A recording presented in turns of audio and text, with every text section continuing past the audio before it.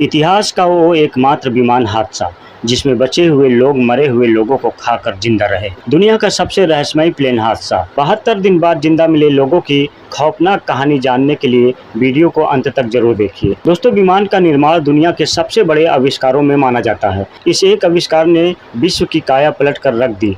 कई घंटों का सफर मिनटों में कर दिया गया। लेकिन इससे जुड़ी एक बड़ी सच्चाई ये भी है कि जब विमान हादसा होता है तो व्यक्ति के मरने का जोखिम कई गुना बढ़ जाता है। इतिहास में कई बड़े विमान हादसे हो चुके हैं जिसमें बैठे सभी या अधिकतर यात्रियों को मौत को गले लगाना पड़ा। इनमें कुछ ऐसे भी हादसे हैं जो अपनी कुछ अजीबोगरीब घटनाओं के लिए काफ़ी चर्चा में रहा, जिसे जानने के बाद आप भी हैरान हो जाएंगे। इसलिए वीडियो को अंत तक जरूर देखिए और वीडियो को लाइक शेयर करके हमारे चैनल को सब्सक्राइब जरूर कर दें। दोस्तों, हम पौराणिक काल में नरभक्षी राक्षसों के बारे में पढ़ते और सुनते थे कि वे जिंदा मनुष्यों को मारकर उनका मांस खा जाया करते थे। लेकिन हम आपको बता दें कि ऐसा कलयुग में भी हुआ है। 13 अक्टूबर 1972 की वह घटना आज भी इतिहास में दर्ज है, क्योंकि इस घटना के 60 दिन बाद यानी 23 दिसंबर के दिन ही इस घटना में जीवित बचे 16 लोग दुनिया के सामने आए थे। उनको रेस्क्यू टीम ने 10 दिन तक बर्फ की चट्टानों के बीच खोजा। इतना ही नहीं, जिंदा बचे लोगों ने अपनी भूख मिटाने के लिए प्लेन क्रैश में मारे गए कुछ यात्रियों का मांस भी खाया था। इतिहास में 13 अक्टूबर की घटना को एंडीज प्लेन क्रैश के नाम से भी जाना जाता है। यह घटना इतनी भयानक थी कि लोग आज भी इसे याद करते हैं तो सिहर उठते हैं। इस घटना में जीवित बचे लोगों ने जिंदा रहने के लिए अपने ही साथियों का मांस खाया था। दोस्तों, इतिहास में यह दुर्घटना 1972 एंडीज फ्लाइट डिजास्टर या मिरेकल ऑफ एंडीज के नाम से भी जानी जाती है। यह दुर्घटना उस फ्लाइट में सवार उरुग्वे के ओल्ड क्रिश्चियन क्लब की रग्बी टीम के उन 2 खिलाड़ियों के हौसले के लिए भी जानी जाती है जिन्होंने अंत तक हार नहीं मानी और कई लोगों की जिंदगी बचा ली। इसमें उरुग्वे के ओल्ड क्रिश्चियन क्लब की रग्बी टीम शिकार हुई थी। उरुग्वे एयरफोर्स का प्लेन टीम के प्लेयर्स और मैनेजर्स के साथ उनके परिवार और दोस्तों को लेकर एंडीज के ऊपर से गुजर रहा था। प्लेन में कुल 45 लोग सवार थे। उड़ान भरने के कुछ देर बाद ही मौसम खराब होने लगा था।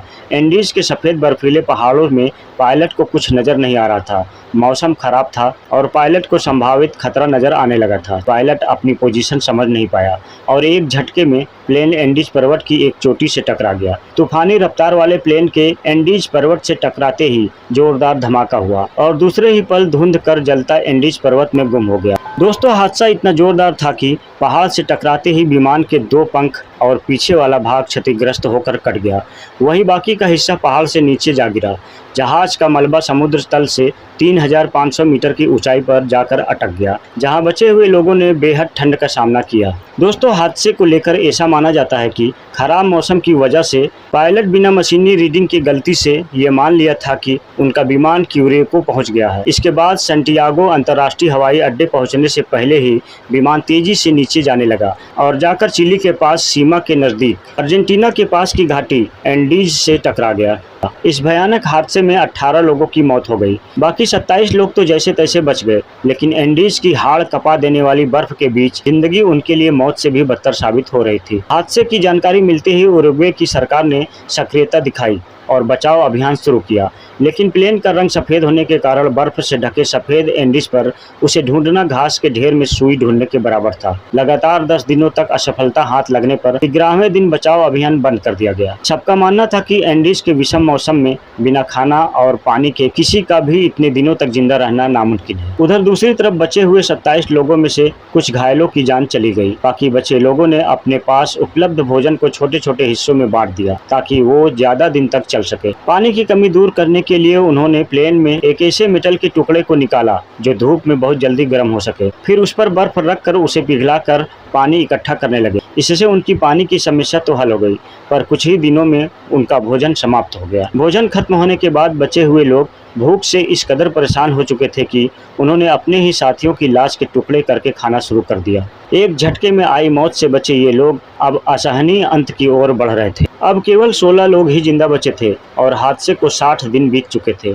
मदद की कोई उम्मीद दिखाई नहीं दी तो 2 फुटबॉल प्लेयर्स नैंडो पेरेडो और रॉबर्ट कनेसा ने सोचा कि यहाँ पड़े पड़े मरने से अच्छा है कि मदद की तलाश में निकला जाए। 60 दिनों के अंदर दोनों का शरीर कमजोर हो चुका था। बर्फ पर ट्रैकिंग करने के लिए उनके पास पर्याप्त साधन नहीं थे, लेकिन दोनों खिलाड़ी थे और दोनों के अंदर अंत तक हार नहीं मानने का जज्बा भी था। दोनों जैसे तैसे चिल्ली के आबादी वाले क्षेत्र तक पहुंच गए, जहां दोनों ने रेस्क्यू टीम को अपने साथियों की लोकेशन बताई। हादसे के 72 दिनों बाद 16 लोगों को बचाना भी किसी चमत्कार से कम नहीं माना जा रहा था। पैरोडा ने इस पूरे हादसे और अपने संघर्ष को एक किताब की शक्ल भी दी है। इस भयावह घटना पर पियर्स फॉल रीड ने 1974 में एक किताब अलाइव लिखी थी और इसी विषय में 1993 में निर्देशक फ्रैंक मार्शल ने फिल्म भी बनाई थी। दोस्तों, पिछले साल यानी 13 अक्टूबर 2022 को उरुग्वेन एयरफोर्स फ्लाइट 571 के क्रैश के 50 साल पूरा हो गया। इस मौके पर लोगों ने प्लेन क्रैश में मारे गए लोगों को श्रद्धांजलि दी। आज भी जब लोग उस दुर्भाग्यपूर्ण विमान की बात करते हैं